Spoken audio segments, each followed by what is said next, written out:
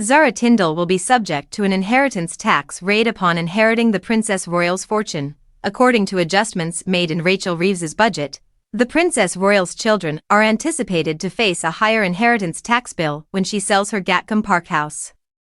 The 730-acre Gloucestershire estate contains farmland that was previously free from death charges but will now be subject to a 20% tax. Other members of the royal family are not immune from paying inheritance tax on assets inherited by their successor, but the king is. Since Zara Tindall, the princess's daughter, and her family reside on the estate, she will most likely be the one most impacted by the changes to the inheritance tax.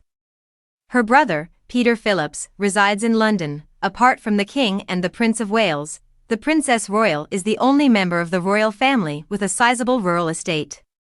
The Duke and Duchess of Edinburgh reside at Bagshot Park in Surrey, which includes 51 acres of land that is unlikely to exceed the £1 million inheritance tax threshold for farming, while the Duke of York resides in a home on the King's Windsor estate. Because they are crown entities covered by the so-called crown exemption, neither the Duchy of Lancaster, which is held by the sovereign, nor the Duchy of Cornwall, which is owned by the Prince of Wales, are subject to inheritance tax. Although the Duke and Duchess of Edinburgh do not own Bagshot Park entirely, they do have a 150-year lease on the land, which means their offspring may inherit it. Up until now, farms that were handed down from one generation to the next were free from inheritance tax, but all members of the royal family, aside from the king, are already required to pay it on their estates in the same manner as the general public.